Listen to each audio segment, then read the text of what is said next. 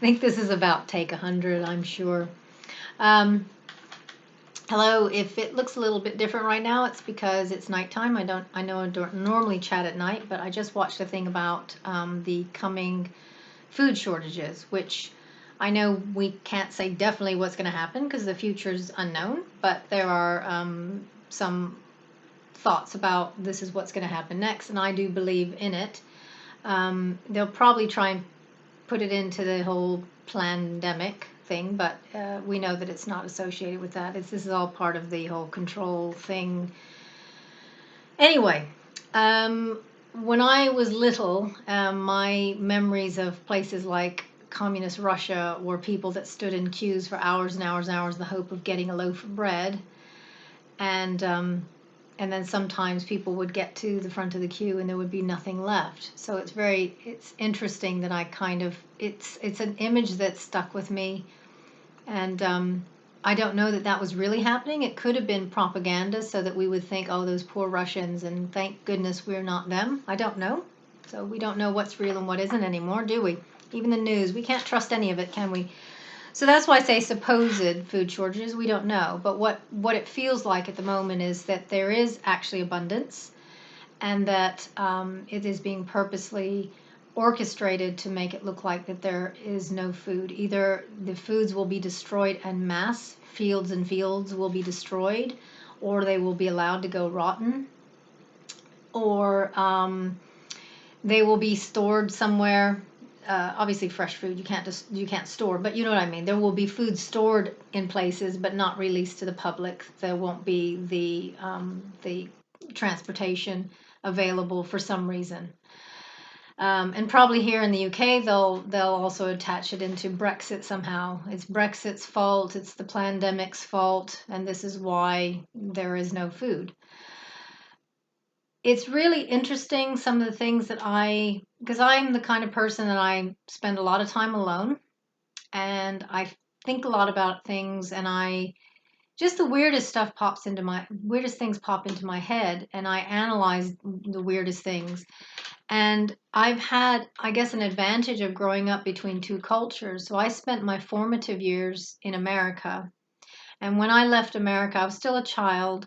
And when I left America, what I remember, not that I went every time to the grocery shops with my mom, but what I do remember is just a much abundance. Our supermarket was packed. There was so much choice. I mean, there's a lot of choice now, but there was a lot of choice then when I was a child. And I just remember there was lots, there was just a lot there. And then when I came to Europe, we first went to Germany, and I don't have too much memories of going to supermarkets there. But what I felt was people shopped more on a daily basis, and then certainly I saw that when I came to the UK. So I was here in the UK in the early 80s, and back then a lot of people shopped daily. You had in my town, I've lived in the same town all these years, you had a butcher's, you had a greengrocers, you had a fish shop, you had bakeries, you had all the different shops on the high street. And people pretty much shopped every day. So you'd go in and you'd get your fish for the night, you get your veg that you want to go with it. And that's the way people did it. And it was very, what I would say, very down to earth kind of thing. So I came from America where everything was all packaged with brightly colored packages and shiny, you know, sparkly things and processed foods. Processed foods was big. I grew up in that in my formative years. Probably why I'm suffering now with health issues, all the garbage I ate as a child. Um, but I came from all of that stuff to here where people basically, not that they didn't buy packaged things, you could buy crisps and biscuits and crackers and all this stuff, but for the most part, the staples, you bought the loose stuff. You went in the greengrocers. In fact, our greengrocers didn't close until just a handful of years ago. I want to say it was maybe only within the last 5 years. And I used to like going to greengrocers because you got everything was loose, and so you can get as much or little as you want. If I wanted just one onion, I bought one onion. And while yes, in the supermarket you can kind of do that, a lot of things are packaged in groups. So people pretty much just shop day to day, and they went in for what they needed, and you could get the core staples, which would be things like your root vegetables and your, like your carrots and potatoes, and you can get your broccoli. And I don't eat meat myself, but you could go and get whatever meat you wanted or fish you wanted, and you had your separate shops that did it. And that kind of culture continued on for quite a long time. So I was used to that even well into the 90s and the early 2000s. That going into my local town, all those shops were still there. We did have supermarkets. They were pretty much, I would say, until, I mean, even in the 90s, we did have them, but they still were pretty low key. They weren't massive like they are now. And then something happened in the early 2000s, and they kind of went you just get these massive things. So instead of a supermarket being, like a fairly small shop, you had these mega places that actually needed their own car parks for it. Um, and they've taken off, and most towns have one, at least one, and some have more than one. So you can get in one town, you can have a Sainsbury's and a Tesco and a Morrison's and a Aldi and whatever. Whereas I would say up until around early 2000, you were lucky to have one. You were lucky to have a Tesco or a Sainsbury's or something of that ilk. So they kind of really blossomed at that point. And then also what I found changed is a shopping habit over here. So in the American culture, because again, even though I lived over here, still had certain connections to the American culture and the way the Americans shop. So you get your trolley, massive trolley, and you filled it up. You filled it to the top, you filled it up, and things even balancing on top, you filled it up. And that was how Americans shopped. So I was used to that from the American culture. And then with the rise in these big supermarkets over here that just not only just sold your food, but they also sold clothes and games and whatever else. So you can go basically one-stop shopping. And they took off, and then the culture here changed in the same way. And what's really interesting, so I've noticed that over here, but what's really interesting also, let me just check my time. What's really interesting also is from about, I guess, around 2017, just something changed in me to where, so I would be waiting in the queue, waiting to get served at the supermarket, do my groceries. And I would just kind of observe what was going on. And I would just notice most people had trolleys. Because back in the day, when you had the smaller supermarkets, most people, I would say, well, yeah, some people use trolleys, but I would say a lot of people just had a basket. They just wanted a few supplementary things because they got their fruit and veg and their fish and their meat and their bread at the different shops in the high street. So what was interesting is people started to not just use the trolleys, but filling it up. And so from about 2017, I'd be standing there watching people, and everyone's trolley would be massively filled up with stuff. And even old age pensioners, well, they weren't old age, but pensioner type people, I say old age, makes it sound like they're 90 years old. They're not, but you know what I mean. Pensioner type people look like they were retired. And they always made me laugh. They still do, because it's sad in a way because I know men don't really care for shopping, but it's almost like the woman says, "Right, we're going to the supermarket," so he has to go. And one thing I will point out is men cannot drive trolleys, but what I notice is they do is the men push it, but their wives are at the front pulling it and directing it, which in a way I'm glad because men cannot drive trolleys. Sorry, men. You're better at driving cars than you are trolleys. Let's just say that. Um, but it's interesting because so even people who are of that generation that do remember a high street where you picked up all your individual stuff and you pretty much shop day to day. And in fact, one of the reasons why they didn't shop weekly, like again, American culture, you would shop for a whole week. But in British culture, fridges were still, I think, fairly new. And the way I say I think fairly new is because we visited my uncle even in 1980 still didn't have a fridge. So people had them, but they weren't that kind of that thing that you had to have. It was a handy thing, but nowadays they're seen differently. So everybody has not just a fridge, a massive fridge. Because even when we first got here, your normal fridge in a British house was just an under the counter thing. It was just a little thing that you put your milk in and a couple of things that you keep fresh because you shopped every day. So it's interesting how I see even the people of that generation that remember shopping day to day or remember getting all their individual stuff at the high street, they're now having their trolleys absolutely overloaded and full.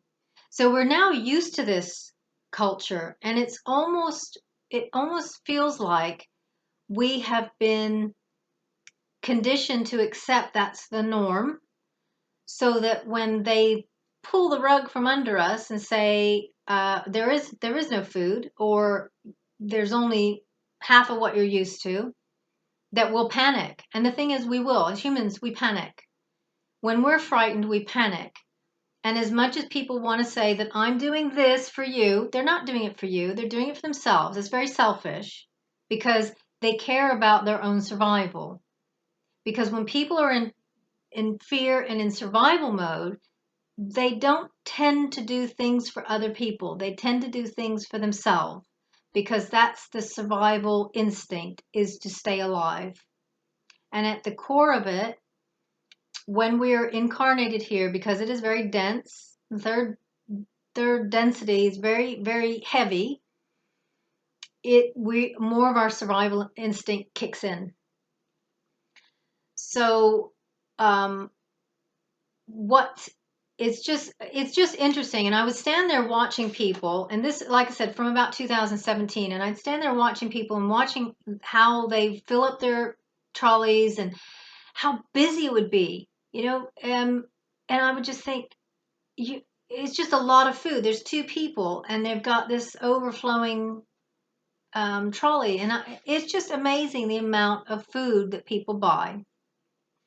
Now maybe they eat it all. I don't know. I'm not going to make that judgment. Um, but I would stand there, and funnily enough, I would have this inclination. There was like this little voice inside me saying to yell out to everybody, none of this is real. This is all false. None of it's real. And I just kept having this thing from about 2017, and that lasted until, well, basically last year. So anytime I was in the supermarket and had to wait in the queue, and my mind started wandering, I had this impulse to yell to everybody, none of this is real. I don't know where it came from, but I just thought that's just me being quirky. Um, but it's interesting. It's almost like it's been by design to make us feel a bit complacent and comfortable with this idea of not just abundance, but like massive abundance. So that, because I would walk down the aisles, I don't go to the supermarket very often. I mean, last year, what I did, I found a local fruit and veg stall, and that's pretty much the only place I did. I'd go to the supermarket for a couple of things. In fact, just a little mini mart around the corner for bits and pieces. But other than that, I got everything from the fruit and veg stall. I didn't need anything else. I live off fruit and vegetables for the most part. I get legumes and things like that, but I might get some raisins and dried fruit and things from the mini supermarket, but I don't do processed foods or any of that stuff. And I don't do meat and fish. And so supermarkets they're not really made for me. But it's just interesting how we've been conditioned to just feel that there's this massive abundance, so that when that's taken away, I'll say if when that's taken away, that you will see that survival panic mode kick in. Now, we as humans can be logical, and we can be caring about other people, and we can say, right, okay, this is likely to happen. There might be food shortages, but we can deal with this and make sure everybody has something. And logically, we could sit down and do that. Or we could be in the supermarkets. I've done it before. When, let's say I used to do a lot of juicing. And sometimes I would want to get like quite a lot of different things. And if, let's say, there was only 5 left on the shelf and I was hoping to get 5, I might only take 3 so that there would be some for someone else. Um, and as humans, we have that ability to think, well, there might be someone else that might want a cucumber or a cabbage or whatever. So I will only take what I need today and what I can make use of. Um, and we can live like that, but we've so been programmed not to, that I will be interested to see what actually happens. Now, I went to the supermarket last March before they did the lockdown. I mean, I don't play any of those things, but and I was surprised there was nothing in the fruit and veg, and that's all I buy, really, fruit and veg, and there was nothing there. And I'm thinking, okay, this is what I live on, so I don't know. I guess I just have to make do. Now I had some bits at home. The thing about fruit and veg, it doesn't keep. I do make stuff, and I do I do make up a pot of something that lasts me all week. Or I don't like freezing because I find the food tasteless. But I will do it if it's an emergency. And I do have some food stuff in the freezer, but I don't really like. It doesn't have taste to me. It's, I don't know. It's bland. Um, But yeah, it's interesting. And I would imagine, I can't prove it, but I imagine the majority of the food got thrown away. Because I think what happened is this was the time of the great toilet tissue shortage. People were buying toilet tissue like it was going, and I don't know why the toilet tissue, but anyway, there was also no toilet tissue in the supermarket either. Um, but I would reckon most of that food got thrown away because the people who were buying it probably didn't normally buy fresh fruit and veg. They probably bought packaged foods, but they were, that instinct, that survival instincts kicked in, and they just thought, I'll get whatever. And then they saw people started seeing empty shelves, so they just kept buying and buying and buying until there was nothing. And then if you're not used to cooking with raw ingredients, um, and actually you've bought way too much anyway, things are going to go off. Or it's in the fridge and you think, well, I don't really like this anyway. I don't know why I bought it. It's going to go in the bin. Now we're going to get to a point, if there are food shortages, people are going to have to start eating what they don't like, maybe, or making do with what they have. I'm the kind of person, I have a great instinct. Mother Nature gave me an intuition, and I use it when it comes to judging if food is okay. So I don't do sell by dates, use by dates, none of that stuff. I look at something, if it looks okay, I smell it, smells okay, I taste a bit, if it tastes okay, I eat it. And sometimes I get, if say I'm making something with potatoes and there might be a little bit on the potato that's it's just start going off a little bit, I cut it off. I don't need to ruin the whole potato. And it goes with any vegetable I have. I had some asparagus in the fridge last week that I completely forgot I had. And some of the bottom bits were a bit soft. I just cut it. And then I was able to use, okay, I didn't get to use the whole thing, but I got to use half of it. And that's just how I operate, because I don't see the point in wasting an entire piece of fruit, piece of veg, if it's just a little bit that's gone off. You can still do something with it. Um, but it'll be interesting to see how people cope with, well, they're engineered food shortages. They're not real food shortages, they're engineered food shortages. And it's to get people to be, again, compliant and all the rest of it. And, we could manage it. If we worked together, we could manage it. And if we thought about things in a rational way, we could manage it. And everybody would get some. But that's not going to happen, because people are going to get selfish, and that survival instinct will kick in, and it'll be again about me, me, me, me, me. I'm just going to buy everything because it's for me. They'll get home and guarantee that it's all going to end up in the tip because they're not going to use it. And they're not going to use it, but they're not going to share it either. The other thing I find interesting, and I don't want to talk too long. Oh my gosh, 19 minutes. I'm surprised if you're even listening this long. Another thing that I find interesting, and this has been the last few years, again, maybe about 5 years. I walk around, go for walks and things like that. And I've noticed it's a trend for people. They want to exchange their bog standard driveway into the kind of the brick paved thing, fancy pants driveway. And it looks nice. I'm not not debating whether it looks pretty. It looks pretty. Aesthetically, it looks pretty. Personally, I have a driveway that I park my car on. I really don't care as long as it's not in any disrepair. If it's got a pothole in it, I want the pothole fixed. Other than that, I don't care. It's to park a car on. It's to drive a car on. It doesn't really add value to the house. And that's something that was established years ago. It doesn't add value to your house. It might look pretty, but it doesn't add value.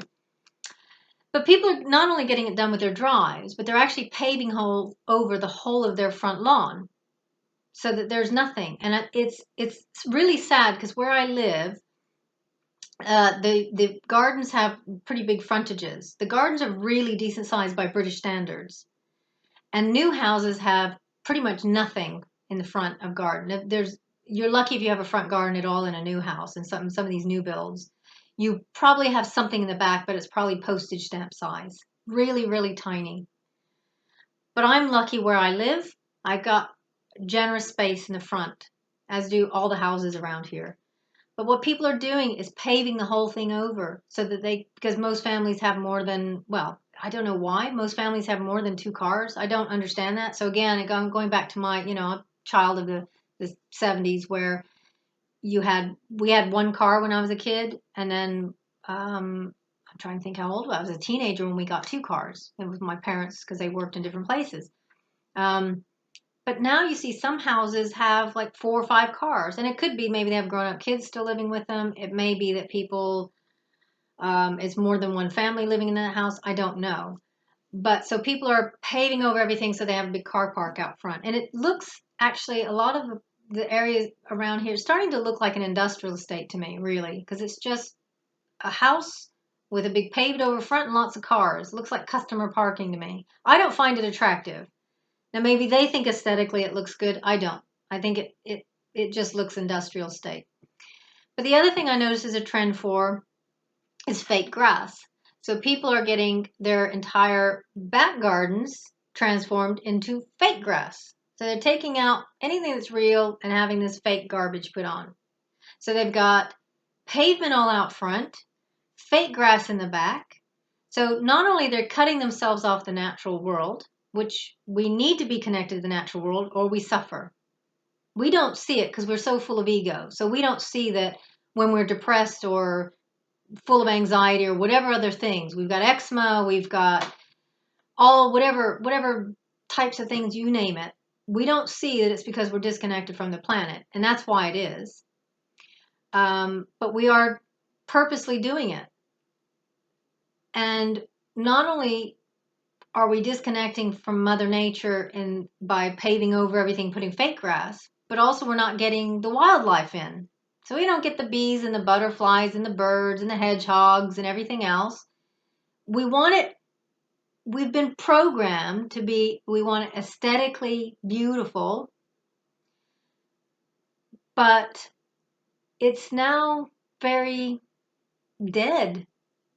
It might be pretty, but it's dead. There's no life anymore. There's no nature. There's nothing living. And so it's it's interesting how people are doing this, but I think it's part of the programming. So what do you do when you can't get the food at the shops or you can't guarantee when supplies will come in? Might be today, might be a week, might be 2 weeks. So you think, right, well, I'm gonna have to grow some food. What are you gonna do? You're gonna dig up all that stuff you just had paved over? Are you gonna dig up the back garden where you got your fake grass? What are you gonna do? I don't know. That's not my problem. But I just think that it is engineered. I think that attitude has been engineered. And interestingly enough, and then I'll shut up because I've rattled on along.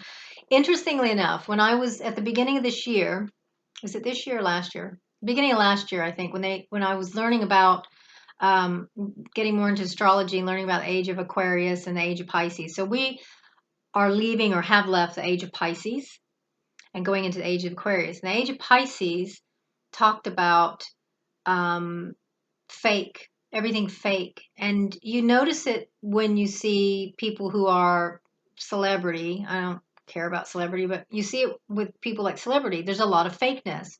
So the bits of their body they augment with fake things. um, even fake personalities, and even in real life, you see fake personalities. People will treat someone who has money or perceived status differently than they'll treat just the normal guy in the street. So it seems like we look up to fakeness, we like fakeness, but it's it seems like in every part of our life it's creeped in. So it's within, TV and films. There's lots of lies, there's lots of fake, there's lots of and then in our own environment, processed food is not food. It's not. It's fake. We're taking over our gardens with concrete or fake grass. Everything's fake, and all that stuff is going to fall away. It's going to take a little time. As soon as we mature ourselves and we start working together, then we can change it. But, who knows how long that's going to take. I got to just learn to be patient. One thing I'm thankful for is I have in my normal routine, I fast. And so I know that while it's good to have food, that my body will work out fine without. Because naturally, we're not meant to eat every day. We're not meant to eat every day, and we're not meant to eat 3 times a day. Again, all engineered fakeness. Because if you look back on how we lived thousands of years ago, we hunt, we gather, we might grow a few things, but things are seasonal. You're not going to gather much in the wintertime because there's no berries around. There might be some nuts. So we would eat when there was food, and we would probably overeat in the summer when there was lots to gather, lots to hunt. But our bodies are designed also for times of famine. And what's great about that in terms of fasting is because that's when your body regenerates. That's when you get rid of all the diseased cells and the diseased parts of whatever. Your body regenerates. It gets rid of the gunk, and it has a chance to rest because you're not always putting that pressure on your stomach, your digestion. And it's good for energy. It's good for lots of things. So I'm really glad that that's part of my diet now, and that I do that every week. It doesn't mean that I want to go without forever. I do need food.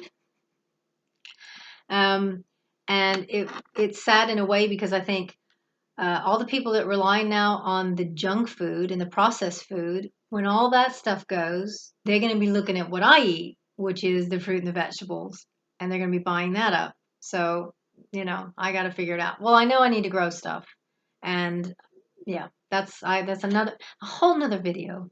Anyway, if you made it this long, you deserve a reward of some description. So, anyway, thank you for listening, and may you have a blessed day wherever you are on the earth plane, and namaste.